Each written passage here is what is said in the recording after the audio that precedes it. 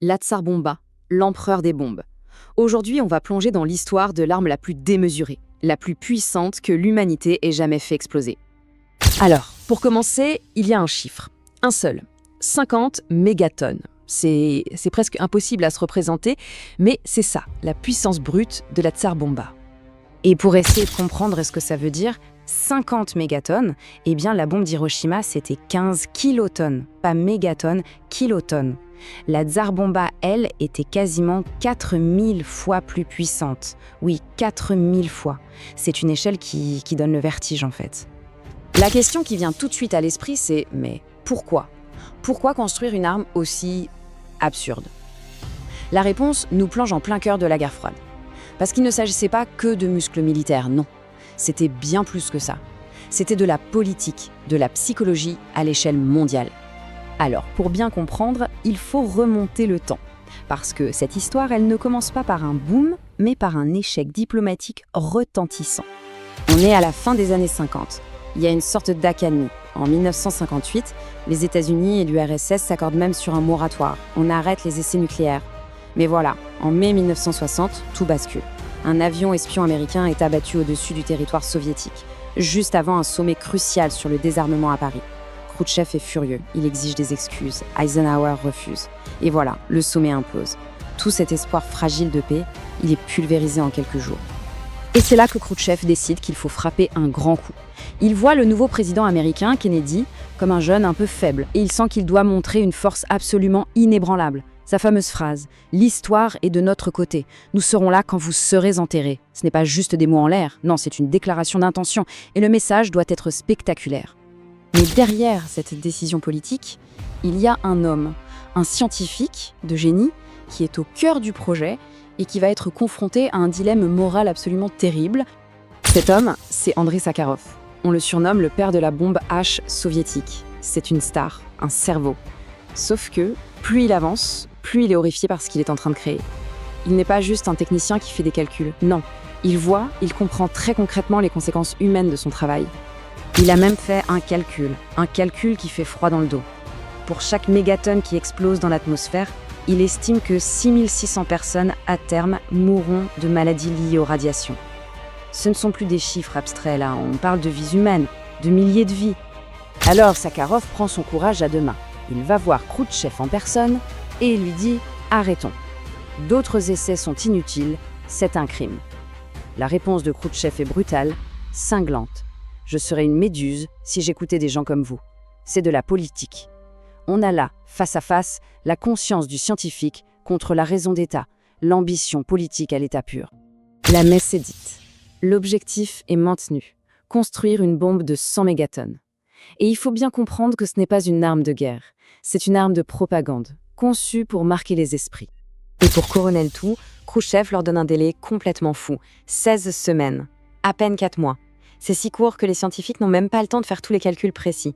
Ils doivent y aller à l'estimation, ce qui ajoute un niveau de risque et d'incertitude absolument terrifiant au projet. Et le plus ironique dans tout ça, c'est que militairement, cette bombe était inutile. Complètement. Elle était trop lourde pour être mise sur un missile, le bombardier qui devait la larguer était lent, facile à abattre, et surtout, une bombe aussi grosse, c'est du gâchis de puissance. Pour être clair, une bombe de 100 mégatonnes, ce n'est pas 10 fois plus destructeur qu'une de 10. Non, son seul et unique but, c'était la psychologie. Mais Sakharov n'a pas dit son dernier mot. Dans un ultime effort pour limiter les dégâts, il réussit à convaincre les dirigeants de changer un détail dans la conception. En gros, il remplace une pièce d'uranium par du plomb. Résultat, la puissance est divisée par 2. On passe de 100 à 50 mégatonnes. Et surtout, la bombe devient beaucoup plus propre, avec 97% de retombées radioactives en moins. C'était sa dernière victoire morale. Et puis arrive le jour J, le 30 octobre 1961. Au-dessus d'un archipel perdu dans l'Arctique, la Nouvelle-Zembla, le monde va assister à la plus grande explosion jamais provoquée par l'homme. L'explosion se déroule en plusieurs temps. C'est une séquence absolument terrifiante. D'abord, un flash, un éclair de lumière silencieux, mais si intense qu'on l'a vu à 1000 km de là. Ensuite, la boule de feu, une sphère de plasma qui grandit, 5 fois plus chaude que le cœur du Soleil, elle vaporise tout sur 35 km à la ronde. Et enfin, l'onde de choc, le son le plus puissant jamais entendu, une vague de pression si énorme qu'elle a fait 3 fois le tour de la planète. Et le champignon atomique, imaginez, Il est monté jusqu'à 64 km d'altitude. C'est plus de 7 fois le mont Everest. Il a littéralement percé l'atmosphère pour atteindre l'espace. Même les pilotes du bombardier, qui étaient pourtant à plus de 100 km de là, ont failli y passer. On leur avait donné 50% de chance de survie, pas plus. L'onde de choc a frappé leur avion et ils ont chuté d'un kilomètre, un kilomètre entier, avant de réussir à reprendre le contrôle. Ça donne une idée de la force monstrueuse qui venait d'être déchaînée. Bien sûr, l'onde de choc n'a pas été que physique. Elle a secoué la planète entière et surtout la politique mondiale. La condamnation a été unanime dans le monde entier. Et c'est là le grand paradoxe. Cet essai monstrueux a en fait servi de catalyseur.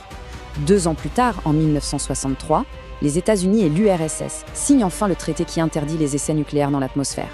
Comme si on avait vu le gouffre et qu'on avait reculé au dernier moment.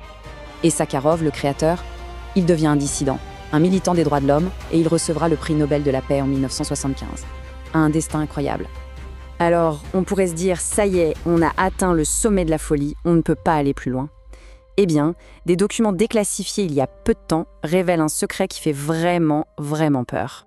Parce qu'au même moment, de l'autre côté, les Américains n'étaient pas en reste. Une équipe, menée par Edward Teller, le père de la bombe H américaine, travaillait en secret sur un projet qui rendrait la Tsar Bomba presque petite. Leur plan, une bombe de 10 000 mégatonnes. 10 000. Ce n'est pas une faute de frappe. C'est 200 fois la Tsar Bomba, une arme capable de rayer de la carte un pays comme la France et de contaminer la planète entière pour des générations.